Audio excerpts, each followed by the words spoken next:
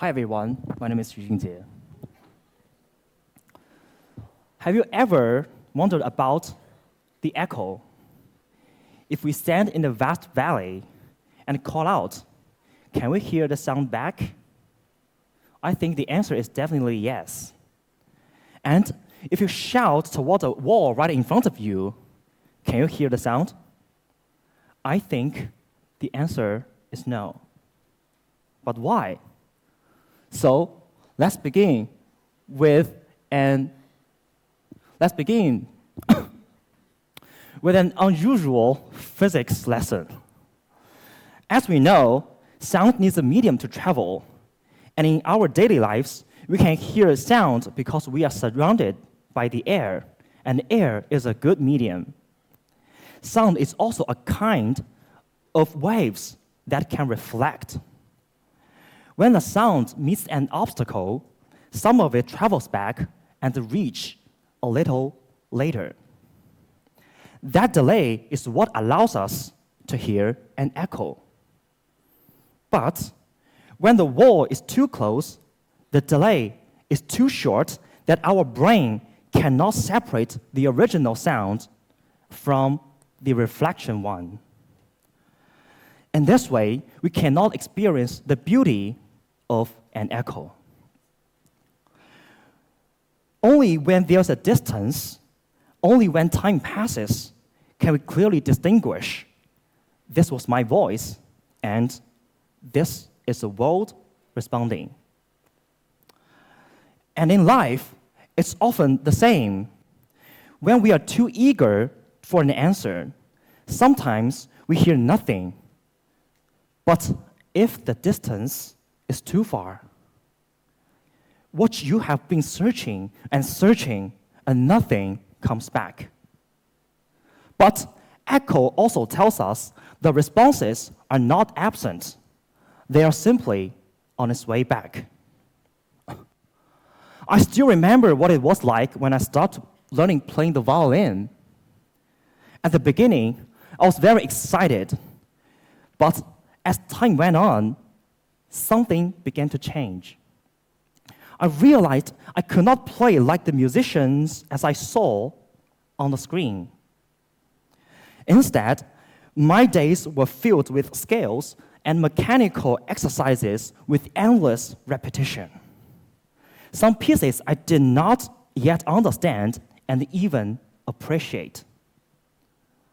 And the hardest part was standing still, holding the instrument for hours.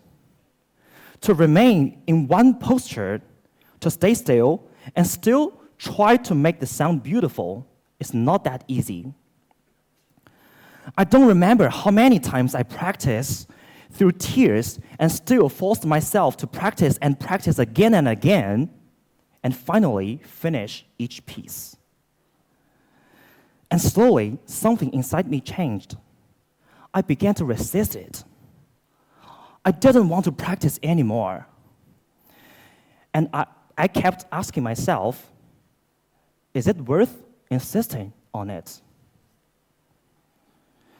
The first time I truly felt the kind of power of an echo was when I was 10 years old. I had just finished my level 8 violin examination. After the performance, an examiner came up to me and asked, have you ever thought about pursuing a pathway of violin performance? You don't have to decide now. Take your time. When you're ready, tell your teacher and let me know. At that moment, I didn't fully understand what that meant. Later, I realized my years of effort had been recognized by a conservatory professor. I also learned it was the only invitation given among all the candidates. But unfortunately, I was also excelling academically. I did not choose music at all. Looking back now, if I had not achieved academically, perhaps I would have chosen another way. And if that were the case, I would not be standing here today and teaching you mathematics. As I grew older, I continued with the violin and completed the highest level. But as the academic pressure increased, I gradually stepped away of music. Later, when I was studying in the United States, I began to learn music theory on my own and returned to violin performance classes of School of Music. And for the first time, I realized I was no longer no longer playing just to practice. I was playing because I truly love it. And only then did I understand something that had been there all along. All the effort from my childhood, all those long hours, all those repetitions had never disappeared. They were running to me like an echo, and even today, that echo is still there. In my current teaching life, there's a moment that repeats itself again and again. After I finish explaining a difficult problem, the classroom becomes a little quiet. And in a few seconds, some students immediately want an answer. They ask, "Hi, sir, is it correct?" And I don't always give an answer right away. Sometimes I ask them instead, "Are you sure?" Not because I don't want to give them an answer, but because I know real understanding needs time to return. They think again, they reflect.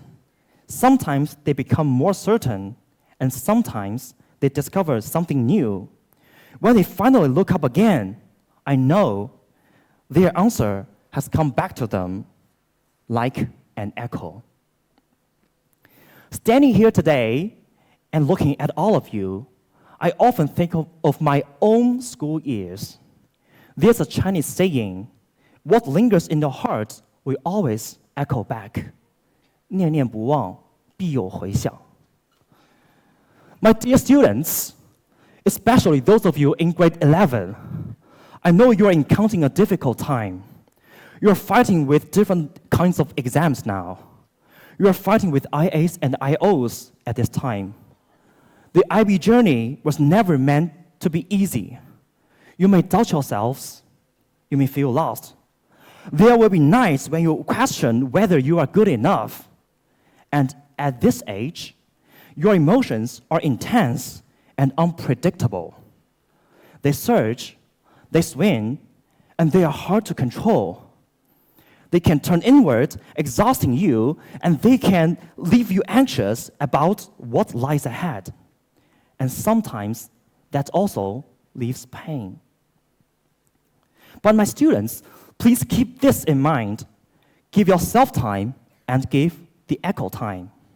Because what an echo brings back is never just an answer. It brings direction as well. As long as you keep moving forward, keep trying, keep believing in what you are doing, the world will respond to you. And those small responses, those scattered echoes, will one day come together and become the direction beneath your feet. Sometimes that direction appears in a sentence, in a glance, or a moment of sudden clarity. And it tells you you are not lost. What you are doing does matter. Everything you send out will travel, will reflect, will return. Given time, you will hear it because an echo never appears. It's simply on its way back. Even if the echo seems to fade, time will not betray the destiny we've made. Thank you.